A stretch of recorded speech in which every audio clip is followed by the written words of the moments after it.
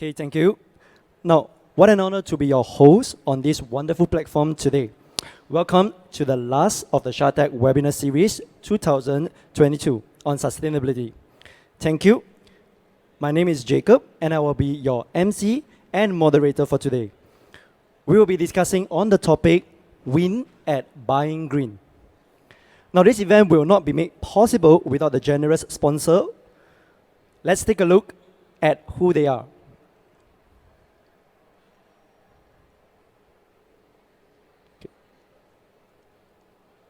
Okay, just give me a moment.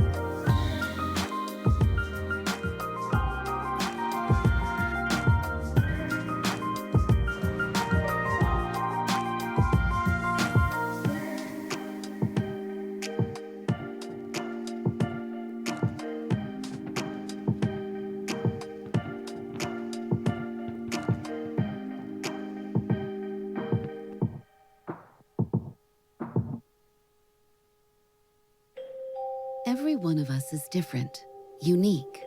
Shouldn't the hotel we stay in reflect that too? Welcome to Far East Hospitality, for a choice of hotels designed to be your hotels of choice. Welcome to a world of kinship. Treasure personal touches you'll remember long after checkout. Step back in time into spaces that are more signposts to a different time than just mere hotels.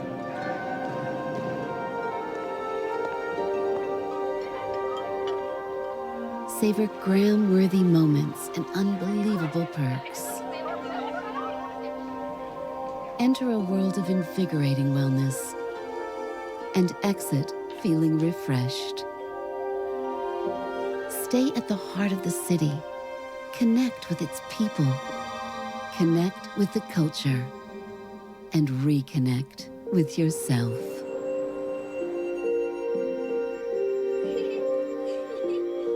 Be a traveler, not just a tourist.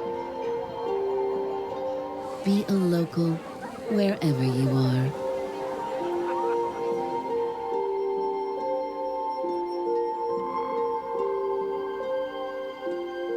We are Far East. We offer far more.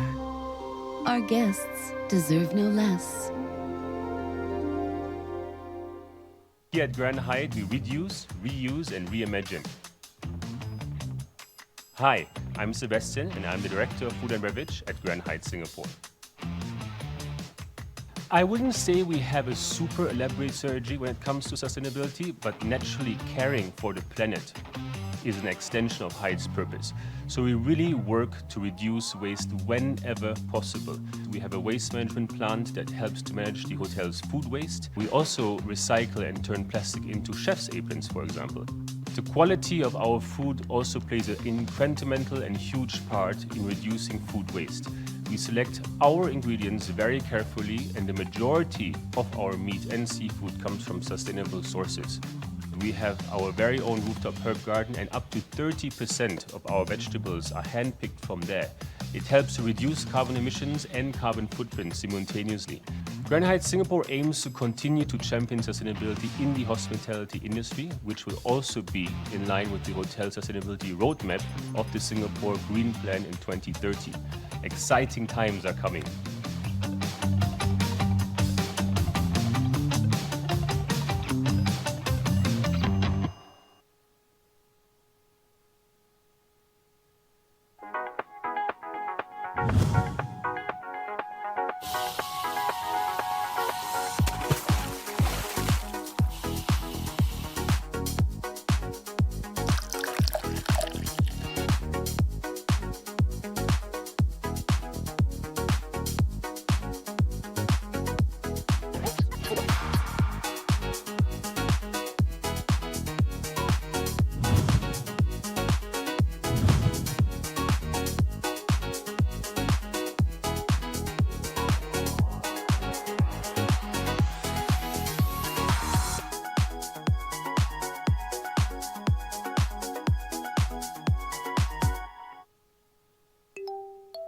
Go light with Eli.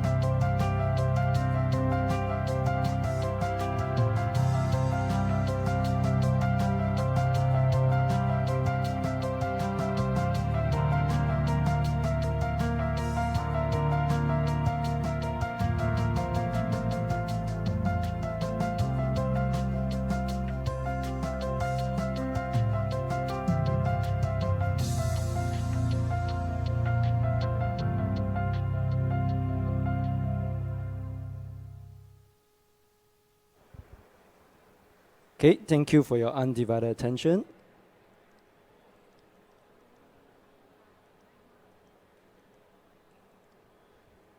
Now, before we dive into the topic for today, I would like to briefly share that SHATEC has launched our Green Series courses for the industry to learn more in the area of sustainability. There are a total of 4 workshops in this series currently. Now, I advise do stand by your phones to capture the QR code that will be flashed on the screen. First of all, we had sustainability leadership in hospitality. Now the first intake in November, it's already full. So please register for the upcoming one, which is on 9 to 10 of January next year, 2023. Quickly as seats are filling fast. Okay, next we have a water conservation where every drop counts kickstart on the 22nd of November this year, 2022, followed by energy conservation towards sustainability in hotel and tourism on 23rd November 2022. So this is the QR code that is actually for water conservation.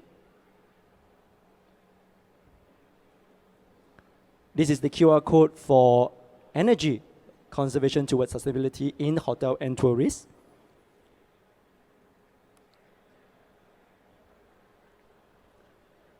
And last but not least, the managing waste in a circular economy on the 24th of November. So grab your seats before they are fully subscribed.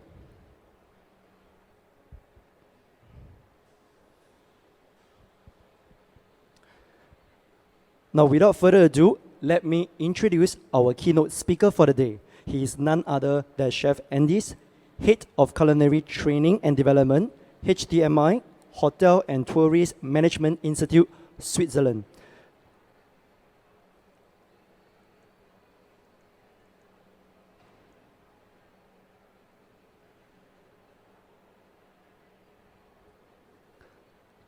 Mr. Chef Andy is unable to join us due to an emergency. What happened is that he has prepared a pre-recording itself, which I'm going to play right now.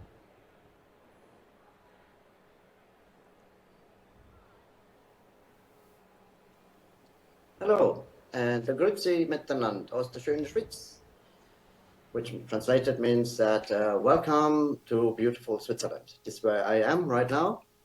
And I would like also to take this opportunity to thank SHATEC for giving me this opportunity to give you this small presentation.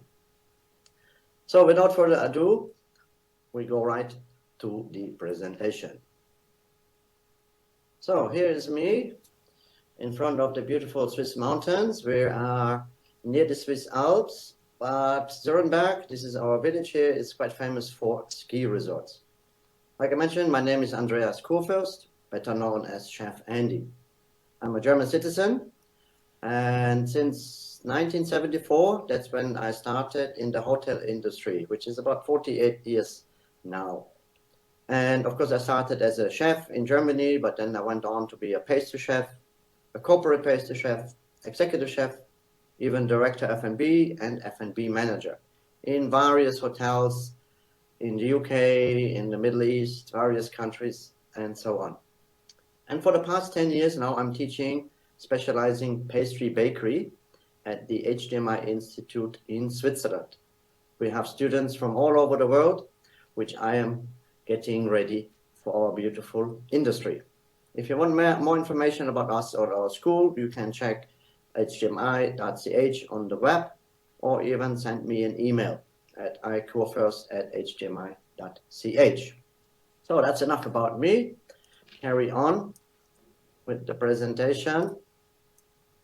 Topic was, or is, strategies and challenges in reducing carbon footprint and achieving zero net emissions. So the key factors currently driving and challenging the F&B sustainability. And F&B, I mean all kinds, not only hotels and restaurants, but companies who produce food and beverages. Now, challenging, of course, increased public concerns. That will also is a big impact. We know climate change has actually arrived. We see a lot of changes in the weather worldwide. And we currently had a pandemic recently, which most hotels and restaurants still feel the effect, the after effect of that. And of course, disrupted supply chains, war, civil war, natural catastrophes happening, and all they're driving big challenges towards us. So we need a greater need for resilience. So we need to be more independent. We need to look forward to the future. And again, COVID-19, the pandemic, really showed us the need for more industrial models, more resilience. That will come, crops, drought, failure, wars, all factors in global food insecurity. Already we experience a lot of shortages, also in other industries, in the car industry, computers industries, which has an effect. Climate change is warned by Deloitte that it's compromising the food supply, because therefore we will have lower crop yields, lower harvesting.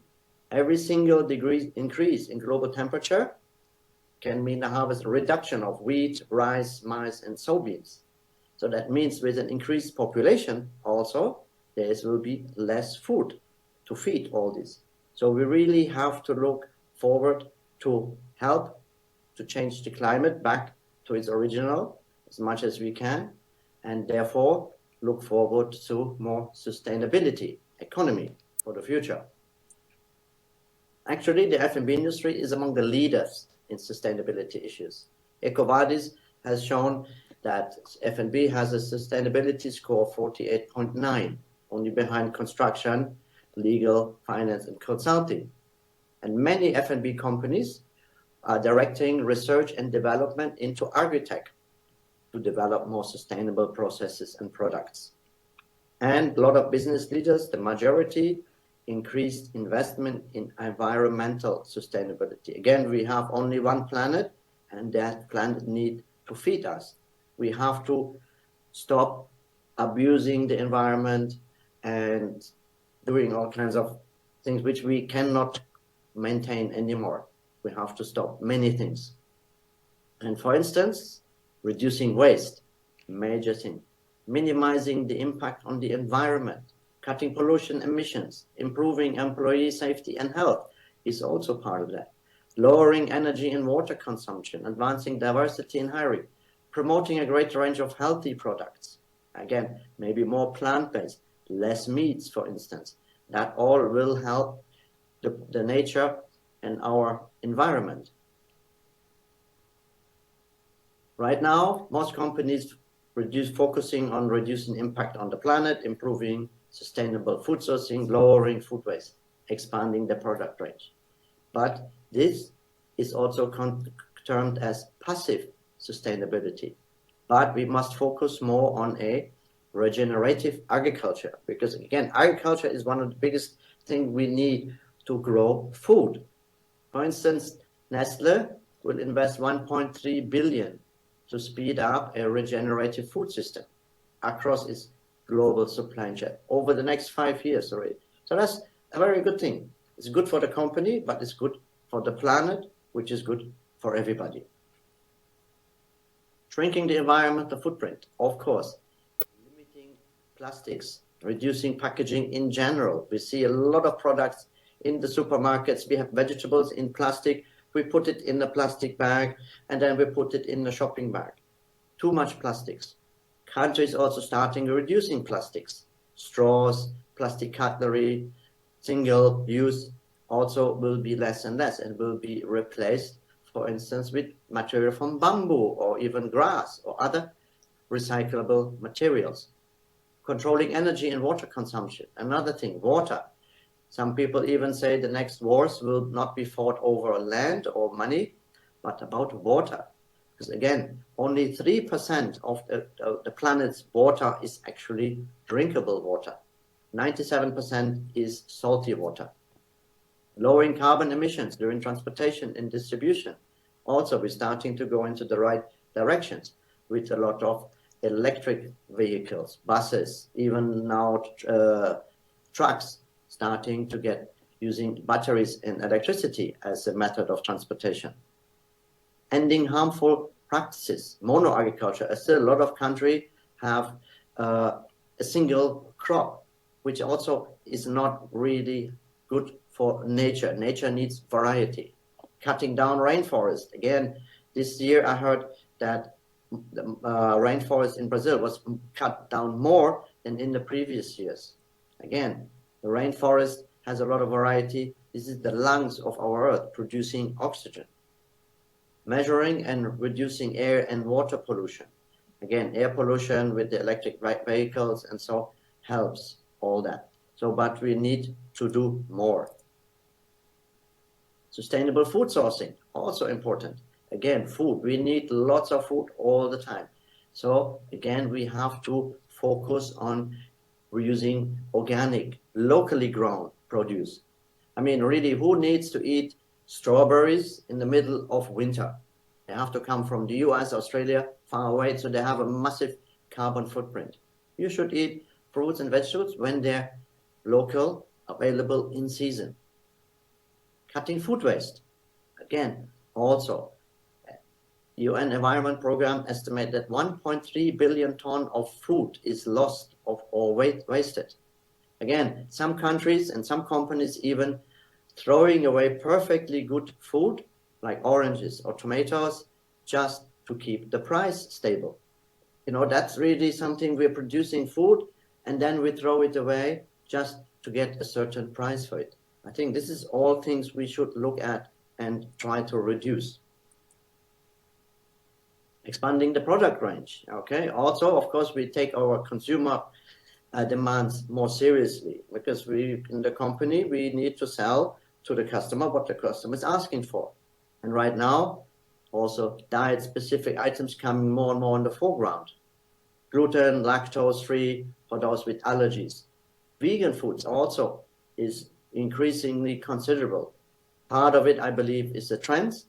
But at the same time, I think it's a good thing to have less meat. Maybe not going full vegan, but once or twice a week, 3 times a week, have just a vegetarian day. is a good thing. And even companies producing more plant-based proteins to substitute meat. So we have kind of a meat thing there on our plate, but it's made from plants, not from concentrate. Again, also concentrate, yes, maybe have some chemicals, preservatives, and so, also not good. Also, we need to produce food with fewer preservative and chemicals. I mean, we have technology now, we have electricity, we can freeze products, we can can it, we can pickle it and jar it. No need so many chemicals in the food. And again, millennials, the young generation, Generation Z bias. Again, also they're looking for food which makes them feel good, not guilty because the farming practices they know it's not very good, this mass farming and kind of thing. They want now more organic, fair trade products, okay, so that they know also that the farmer who has produced this food also has been paid for properly. Lower emissions, ethical production. Again, not using cheap labor, outsourcing to countries where they have very, very low salaries. And so we need to be more, how to say, properly, okay, really translate this into real, proper, done perfectly. And green is important again because green initiatives not only save on cost, but we can reuse sources, meet compliance requirements, and help to create brand recognitions. Okay, many brands now say, "Oh, we're using the labels, fair trade, MSC, and all these things," because that provides a benefit. And that, again, as a customer, makes you feel good because you're knowing that by buying products from this company, which using ethic farming, paying the proper salaries, using not chemicals and other cheaper products, you're doing something right for the planet. And that goes for all of us, not just for companies, but it goes for each and every one of us. Have an effect already. There's companies like Whole Foods, okay, that all receive foods the company sells has to be MSC certified. Even McDonald's now, which is one of the biggest companies in the world, okay, it's fast food, but again, they sell a lot. Their suppliers are responsible managing, measuring, and minimizing the environmental impact, including air and greenhouse gases. So people going in the right direction. Companies do go in the right direction. But again, in general, I feel personally, we need to do more. And again, also that depends not only on the companies where we're buying our products from, but each of us. Every single one is responsible. We're all part of that. The food sector, again, from the United Nations IPCC report, that the food sector contributes about 30% of greenhouse gas emissions, okay? Which means also a lot of for instance, the cattle we grow to get the meat, or the animals, they also produce greenhouse emissions. Fresh water, again, farming needs a lot of fresh water. And again, only 3% of the world's water is potable, is fresh water. So we have to also look into these things. I believe in some countries in Asia, they're growing new rice, which needs 50% less water than the original rice, what we've been doing for now. They're producing now corn, which has a greater range and needs less water. So all that is in the right direction. Because also we need to package the items. I mean, we produce it in one country and we need to shift it around to our restaurants, hotels, supermarkets, stores. So again, packaging. And packaging is waste. It ends up in landfills and pollution if we do not have the right packaging. Also financial issues, of course, it's a benefit. It can be negative. You have to maybe invest first. But again, I think eventually it will be a financial benefit because also research showing that people are willing to pay more if they are ensured that the products they're buying not only locally and seasonal, but including the packaging is reusable, it's recyclable. Cutting waste and water, again, also saves a lot of money and lowers cost, which turns out then into profit. And that could be between 280 and 470 billions a year. That's a rough estimate. But again, which will not only helps the planet, but also it helps being productive and to invest in more better production. Even the brands reporting that the talent, the staff, the younger employees, they're all concerned about climate change. Okay, even half of the millennials would change the jobs if the company doesn't implement sustainable business practices. And among large organizations, 30% have already left the job because the company has no sustainability plan. The focus also, I'm glad to say, especially among the younger generation, is really shifting more to the future. In the future, not only 1 or 2 years or 5 years from now, but even 15, 20, 30 years from now. And not only for their own future, but the future of the planet. So I believe I have a good feeling that slowly we're starting to drift into the right direction. So what are we doing about to improve sustainability? Again, sometimes you have government giving you measures to follow, but also companies by themselves starting to feel the pressure and starting to improve. Many have now achieved sustainability officers really to implement and start driving for the future. In the US, regulation include limits on idling on delivery vehicles. That way vehicles, when they deliver food, they just don't stand there with the engine running, so they have to switch it off. And to reduce food loss and waste by 50% by 2030. So cut down food waste and loss by half in about, 8 years from now. So also, again, it's a great drive, a drive toward the right directions.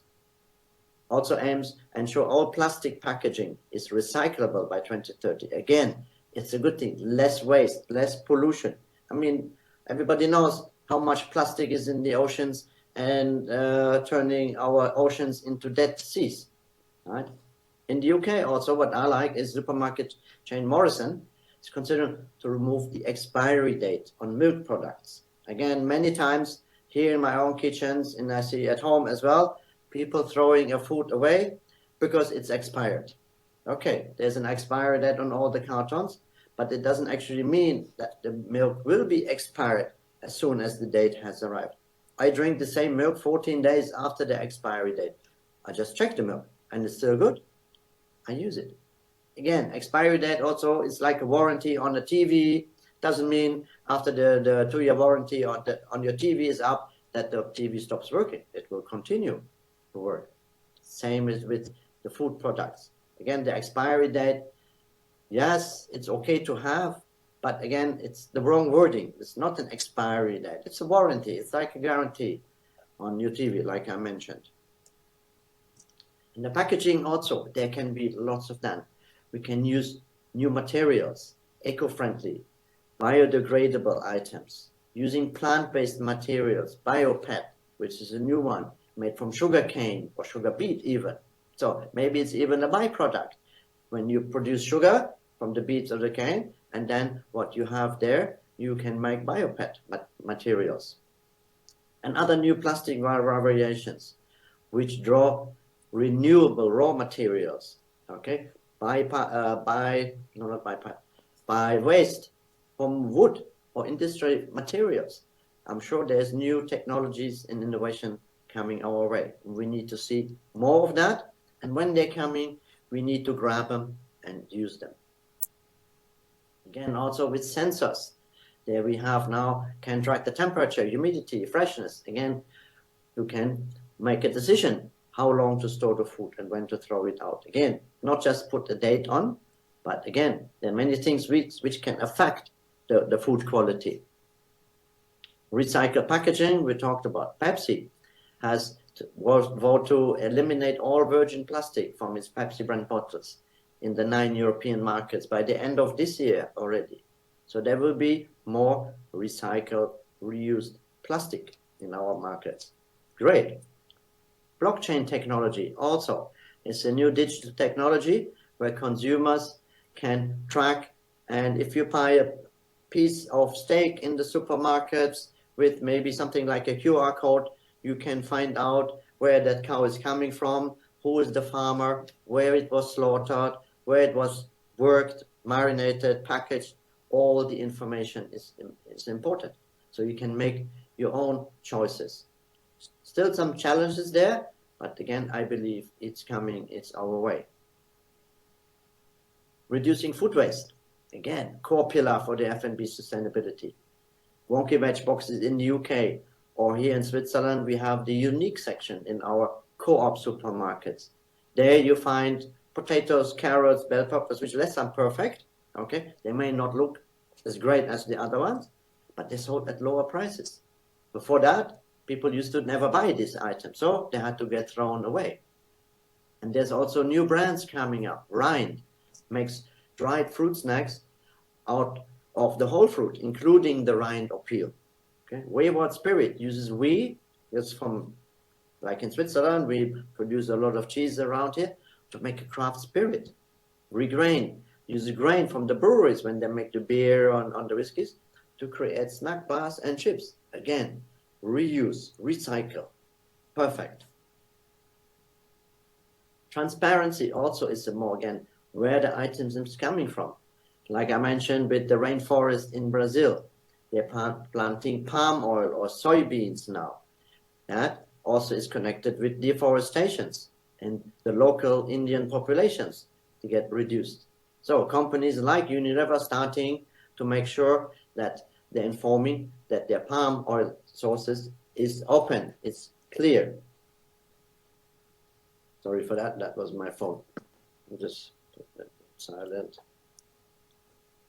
And again, also transparency in sourcing. Now we have labels on many products, again, to ensure customers and also for the environment that joining initiatives such as Fair Trade, the Rainforest Alliance, MSC, ASC labels for fish and seafood, that the ingredients or the farming, sourcing and practice are responsible, not polluting the environment just like that, but really keen on doing things the whole circular way. Budweiser using the malt for making its beer from UK sources, not importing from third world countries around the globe, which leaves a massive carbon footprint, of course. So again, everybody starting to contribute. Efficient processes within the plant, within your production, within your outlet, reusing water, water recycling can help water consumption. Ultrafiltration, reverse osmosis, other water treatments can reduce water consumption by up to 80%. Now, including in my house, actually in Germany, we used to collect the rainwater and use that, for instance, to garden, to water the gardens outside, or even flush the toilets. I mean, you know, that's perfectly rainwater, which can be filtered and reused. So water consumption is down. Even Carlsberg, another beer company from Denmark, I believe, uses now 50% less water.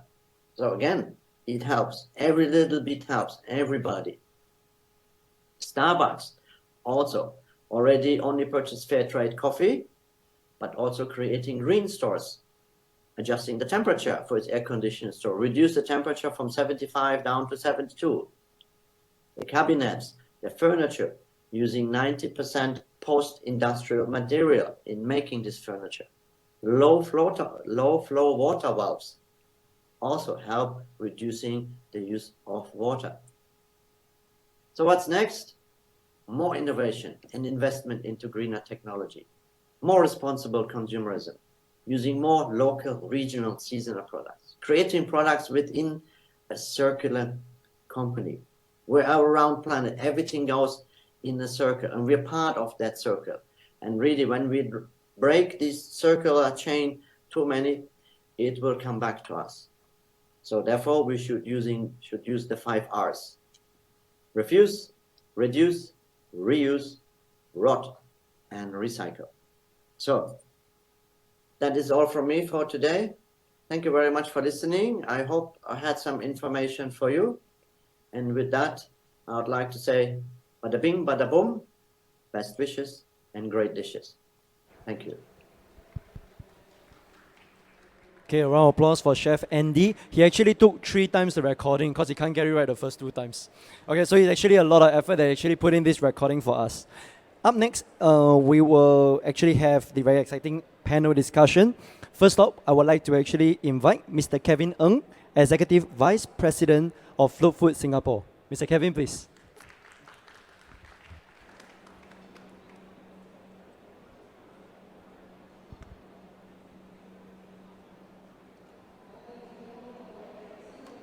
Okay, next we have Mr. Phil Smith, General Manager, Pork Royal Collection, Prickling, Singapore. Thank you. Now, we regret that Chef Andy, Mr. Sebastian Kern from Grand Hyatt Singapore, and as well as Miss Catherine, Celestop Group, are unable to join us due to unforeseen circumstances. Once again, thank you, Mr. Kevin, and as well as Mr. Phil Smith, for taking the time to join us today. Now, I would like to actually invite, or maybe Mr. You want to take a seat here? Oh, you good? Okay, can. All right, now I'll take a middle seat. Right, now I would like to invite both of you to do a brief introductions. Okay, maybe start with Mr. Phil first. Yep. Thank you very much. Great to be here and excited to be invited to be something that's a very passionate subject for myself, and certainly been a focus for many years in my past. I've been in the industry, hotel industry, for 38 years, started in New Zealand, and went for a holiday to Canada, which led to a 30-year career with Fairmont Hotels and Resorts, predominantly in the Canadian Rockies. And being in the Canadian Rockies, this is going back 25, 26 years ago, there was a big focus on sustainability. And we're in a national park. How do we set an example as a business that's operating in such an environmentally sensitive area? And Fairmont, back at that point, started their environmental. At that point, the focus was essentially, or the description was environmental committees, and now, focusing to the word sustainability. And they started a partnership with David Suzuki, a very well-known environmentalist and person that was prominent in television and a number of programming that really focused on the environment and on global climate change. And we're talking back a long time ago. And the company introduced, in partnership with David Suzuki, the Green Sustainability Guide. And that was what started me off on that journey of being a more environmentally sustainably minded leader within the organization, and that journey that Fairmont started a long time ago. I worked in Canada for a number of years at different properties, and then I was fortunate to be invited to go open up the first Fairmont in China, and bring that culture, and along again with the big portion of that culture being the environmental and sustainability focus, and opened up 2 properties in China, in Suzhou and Chengdu. Great places to be and spend time at.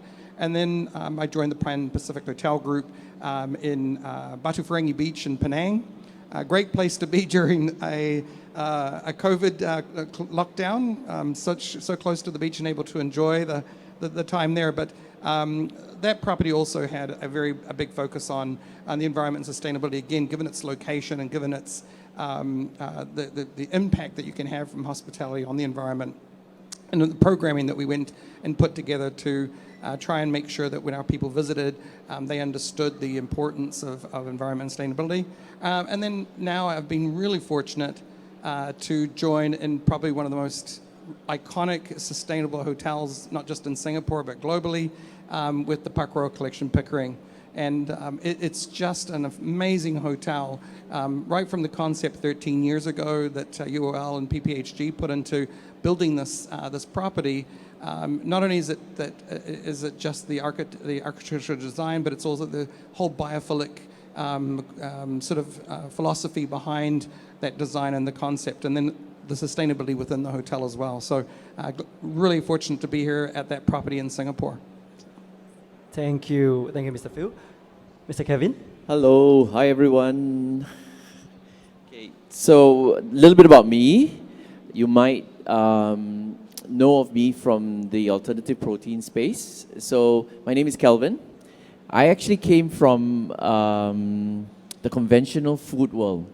So I came from Yum Brands, which owns KFC, Pizza Hut, and I spent most of my career in the conventional world in the sense I slaughtered pigs, I slaughtered chickens, I bought a lot of animal products in my career.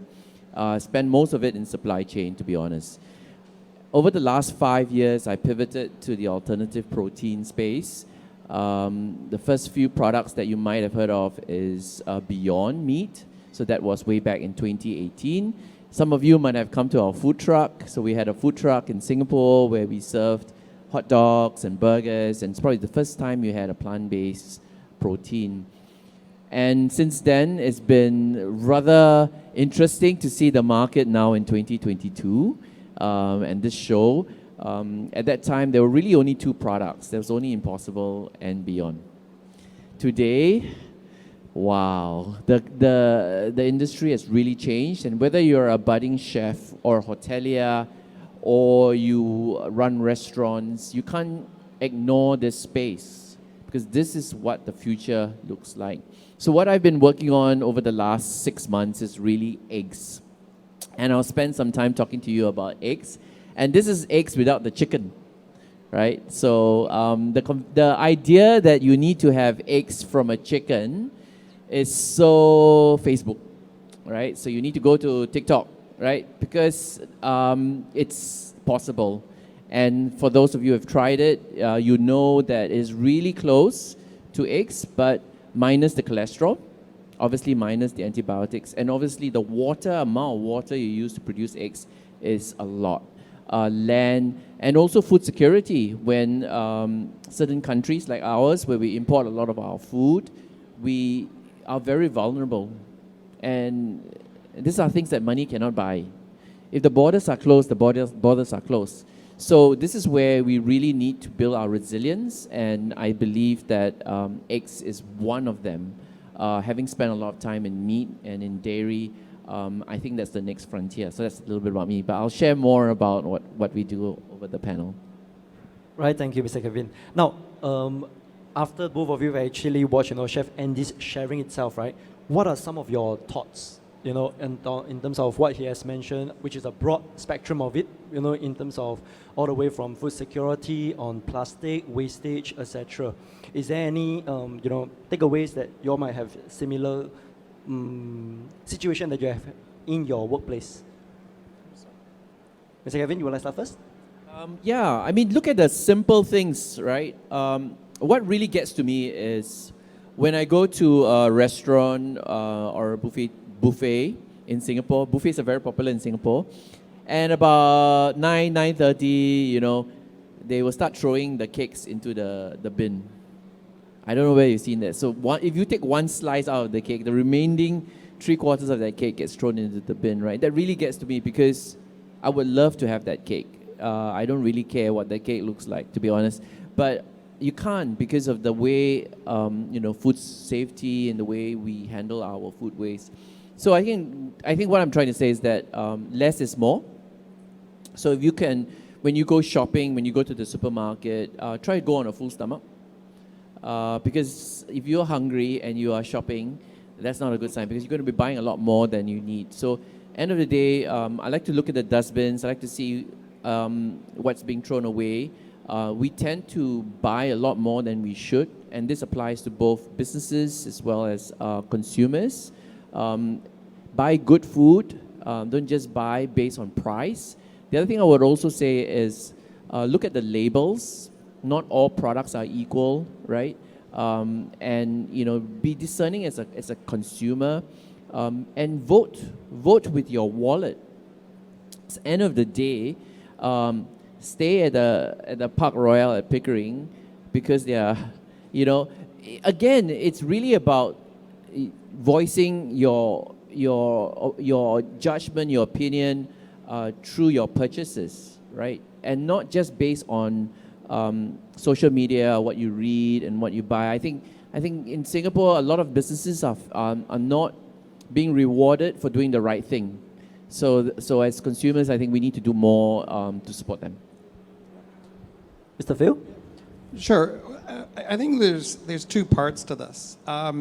There's decisions that you make in sustainability that have a cost associated, especially in our industry. We purchase and volumes of foods as we serve a large number of covers in restaurants, banquets, and your restaurants, outlets in a hotel. And sometimes you have to make a decision that has a large cost, and you're not going to be able to pass that on to the consumer. It's a capital cost, or it's another operating cost that you sit there and say, this is just the right thing to do because of our values and what our company stands for. But there's a lot of items when it comes back down to it that we can do in our industry a lot better. And they are things that actually don't cost you more, they can actually save you money. One of the things that was, Chef Andreas was talking about, it was about, your purchasing. And when it comes to how do we look at, first and foremost, let's say, he talked about the transportation of items from other countries as opposed to purchasing locally. And in Singapore, a lot of our items are imported. Subsequently, for example, if you purchase, an example at the hotel, we were buying kombucha, beautiful little bottles, packaged, great, the consumers love them, but there is a carbon footprint that's attached to that being shipped across, not to mention then you've got though a glass bottle, it's still a bottle that needs to go back into the recycle chain. And he talked about the 3 R's. Well, he actually had 5, but the first one is how do you reduce your packaging, or you reduce those sort of things. So what we've done just recently is we found a local company that's making kombucha, and we're purchasing that from them. And so and they actually sell it in refillable 10-liter containers. So not only have we reduced the packaging portion of it, we've also actually eliminated the transportation and the impact that has on it, as well as supporting local businesses. There was discussion, you mentioned earlier on, about that food security and how can we keep things locally to look at the future. We've seen the challenges that have happened recently with shipping, and our food and beverage industry did have a trouble with that. I think the other one is, vegetables. Singapore's, and as you walk around here today, the technology when it comes to vertical farming and hydroponics and all the things that are coming up, how do we start to look at sourcing more foods locally? They could also go across to Malaysia. Actually, when you look at it, the cost of buying vegetables from Malaysia is actually substantially less than if you're buying vegetables from Australia, North America, or even New Zealand, for example. And the product's fresher. It hasn't been as processed or packaged with nitrogen or inert gases to make it last longer. So subsequently, that's going to have a much more positive impact. Other things, thinking differently, and other industries do this, is in the hotel industry, we end up ending up with packaging within the kitchen. So at home, you may use a 500 ml or 1 liter model, a liter bottle of olive oil. In a kitchen, especially in a large hotel, you can be using 15 to 20 times of that per day. And so in our industry, we have right now up to 17-liter tins of olive oil. But some people are now starting to talk about it's imported and then rebottled. So how do we look at, 44-gallon drum portions of these things, or 160 liters approximately, and you buy that, and it's in the back, and then the chefs have a reusable container, come and fill it. But cooking oils and olive oils, the amount of containers that in a large-scale hotel that we go through and dispose of is incredible. And I think that packaging was the Chef Andreas spoke about. right now in Singapore, you don't find any single-use plastics for stuff that's going out for the consumer to use. But when we start to look at our purchasing, how do we as a group of hotels or the food and beverage industry, restaurants, get together to leverage our suppliers to reduce the plastic wrapping, to look at more sustainable shipping methods, and try and drive these things don't cost more money, they can actually save money in each of the ones that I've spoken to, and it's about looking at those especially as a one hotel maybe doesn't have the buying power, but how do we as an organization and a collection or association find ways to have that purchasing leveraging? Great. Now, convincing the stakeholders has always been one of the key things itself. Now, I would like to check with both of you, in terms of buying green, does it necessarily mean that there will be an increase in costs? That will be the first part of the question. The second part of the question will be, then how does one actually measure the success of it? Now, for example, if I say, for Mr. Kevin, if I say the hotels, everyone here were to actually pick up, your product itself. So how is it going to help them in the long run? Okay, maybe let's get the audience involved. How many of you have tried a plant-based product? Everyone. How many of you feel that it is expensive? Okay, so a lot, right? Okay. I spent the last 5 years looking at this space, and obviously I'm privy to the numbers from farm to fork. Literally, I know exactly where the cost drivers are. You know what? It's actually not in the food production. It's actually in the middleman. It's the middleman that takes the cut, in Singapore especially. So what I'm trying to say is that if you can go direct, go direct.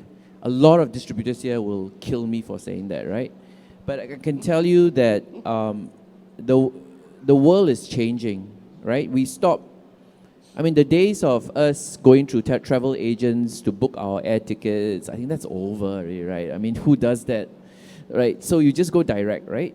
You go on websites and they will compare prices and all that. So now there are a lot of platforms out there where you can buy alternative proteins. There are places where you can shop rather smartly. And, just talking a little bit about Only Egg. Only Egg is currently priced the same as a free-range egg. Okay, it's not the same as a intensively farmed egg that has been given a little small plot, and then all the layer does is just lay eggs. Okay, we are not priced like that. Why? Well, because that's not sustainable. The days of paying 20 cents, 30 cents for an egg, it's over. We're now hovering, prices of grains have gone up, and grains go into meat production and egg production, and that's going to just continue to rise. Cost of food is going to be phenomenally high. It's going to be a luxury. Going for a steak is going to be a treat. That's the future. Now, considering the fact that we're going to hit 9 billion people, how are we going to feed all these people? We're going to have to find an alternative protein that is not 100%, but at least acceptable from the masses, so that we can start adopting that protein as a source of food. That's not going to happen tomorrow, but it's going to happen very soon, simply because of climate change, droughts, floods. If you see the floods that's happening right now in Australia, it's not a joke, because and it's happening in the soy region. A lot of the farmers are very badly affected by the floods. So the war is causing cost of grain to go up, and that's not a joke either. And if you look at rice production is threatened because of the rising sea levels. Rice doesn't deal very well in salinity conditions. So we are threatened by all these variables, and because of that, we need to find an alternative source. And that alternative source must be more affordable. And because I'm in the industry, I can tell you today, TVP, which is the protein that goes into a lot of the plant-based products, meat that you see today, is lower than traditional chicken and pork and beef. It's already lower. So you will see a point where alternative protein will come down to parity with conventional meat. Whether or not consumers adopt it or not, we don't know. That shift in buying pattern has not happened in Singapore yet. But it will happen as more competition rises and more products are available. I think more people will make that switch. And when that switch happens, it'll be like when wild fish and aquaculture converged. Because now we eat as much aquaculture, farm fish, as we do wild fish. That was never the case 20, 30 years ago. So it's going to happen with the alternative proteins as well. Okay, thank you, Mr. Kevin. Mr. View? Absolutely. When you look at how do you measure, you've got to look not just at the dollar cost, you've got to look at the impact. And there's more and more programs that are coming online that help you measure your footprint on the climate, on other factors that are impacting the world. And when it comes to it, let's look at the partners that you can. We're talking about sustainable, proteins. For chefs in the hotel industry, it's about how do you the menu engineering, and how do you start to look at your menu and say, how do we reduce some of those high impact industries? I know that there's a big debate on how much water is used, for example, to produce a kilogram of beef. You go online, you'll find 1,000 different answers about that. But the impact, we know that it does have a very large impact, whereas compared to your plant-based items. So how do you look at making those changes in your menu engineering? And if the chefs are creative, you can have some amazing appetizers full of flavor that don't consume those high-impact proteins, whether it be plant-based products or even just vegetable alone. Favorite restaurant of mine, the Peruvian restaurant in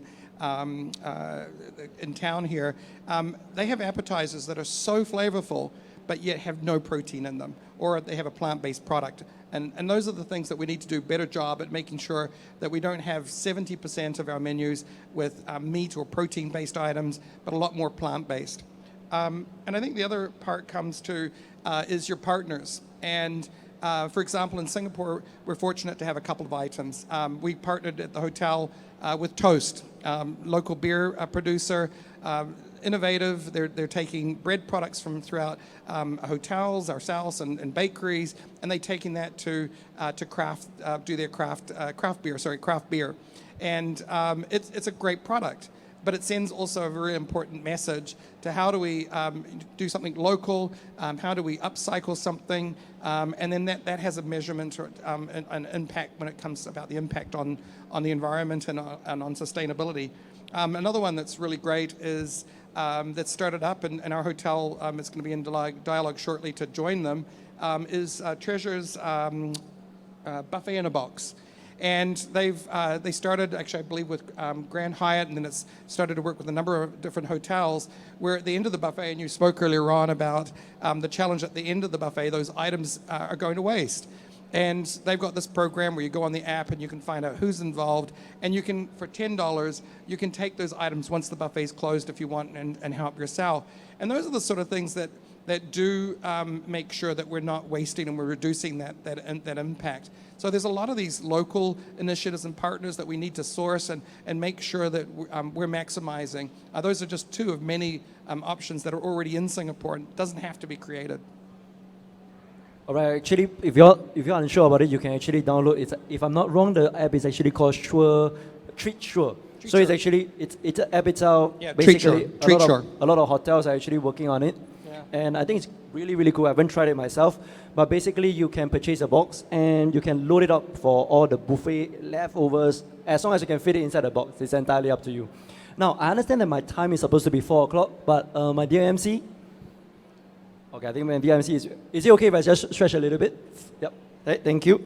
Okay, let's maybe have a question down to the floor itself. Is there anyone that will actually have any question that you want to pop?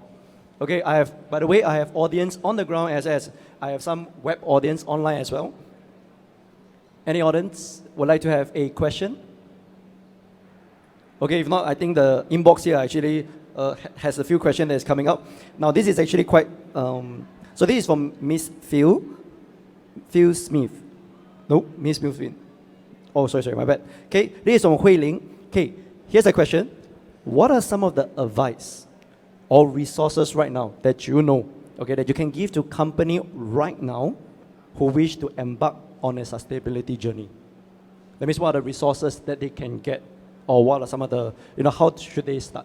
So I take it that I think Hui Ling itself actually is the main committee of a particular company, and they're asking these questions, so how do they start? Yep. Sure. Okay. Yeah, I mean, I think for anybody that's starting out in this, it's daunting.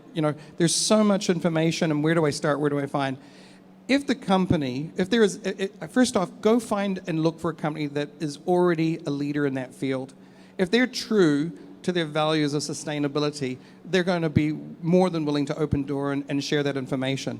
I mentioned earlier on the Green Partnership Guide from Fairmont. It was not an internal document on how to be sustainable. They actually published it and gave it to other hotels. And I think that would be my one thing I would say to anybody who wants to start in this. Find a like industry or a like product that you're doing. Find a mentor and go and ask them how and what they're doing. And by rights, if they really believe in this, they'll share that information. I think the other thing is that there's a lot of resources online. The internet opened up a whole world of information. You didn't have to go to a library. And then there's some organizations that are really good at starting to consolidate very specialized information. I know that I just recently found on the Singapore Tourism Bureau site, they have an amazing resource of actual documents that talk about measurements and about best practices and things that hotels are doing around the world, for example. And I think if you can get connected with some of these organizations, they'll share a ton of information for you. And I think that the last part is, looking to, just earlier on, we saw that there's some conferences and sessions coming up. What are some of the locally available, or because everything can be done online now, globally education series on how to be more green or be more sustainable, how to drive efficiencies in energy and food production, all those sort of things. There's so many things that are available in that regard. Right. I'll just add a little bit. Firstly, you have to embed it into your business, right? So it needs to be part of your value system, and please don't greenwash. Okay, if you greenwash, I tell you, I will personally single you out. So don't greenwash, meaning to say, don't say you're going to do something and then don't do it. Secondly, being a local, measure it. If you can't measure it, how are you going to report it? And what are you measuring it against? What are your benchmark KPIs? So if it's energy, then better done well measure your energy inputs, because that's going to be, and your inputs and your outputs, and how are you saving that, and how are you achieving carbon zero. The other thing is we're going to hit $25 a ton. So it's going to hit your P&L very soon. So if you don't work on reducing your carbon, it's going to hit your P&L. You're going to look at how to offset it or how to move to more carbon-friendly products, right? Like whether it is electricity, whether it's your air conditioning, whether it is your recycling projects. Can you use any of your byproducts? Are you throwing away more than you should? So there's many things that you could do, but I would say first get someone very good at analytics to measure whatever you're producing, amount of energy you're producing, and it'll get someone to be able to articulate that and make that part of your value system in your company. It needs to be from the top all the way down to the bottom. Otherwise, it's not going to work. Okay, well said. Okay, now, for the next, moving on. Okay, what's going to happen right now? First of all, thank you for the questions online. And I know that there are a number of questions that's actually online right now at this point of time. And I'm pretty sure some of you actually has questions, but you're a little bit too shy to actually ask on the ground itself. However, after the session itself, feel free to just come grab Mr. Phil as well as Mr. Kevin to ask them in depth regarding on your questions. Right now, okay, we would like to actually invite the CEO of SHATEC, Mr. Lim Boon Hui, on stage for a closing address. Mr. Lim, please.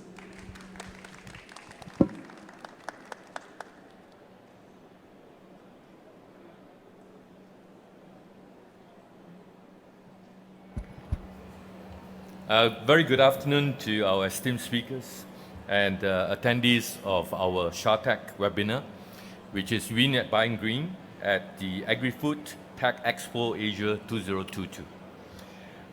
The discussions have been highly enlightening and very, very to the point, where I prepared something to say, but I think I like to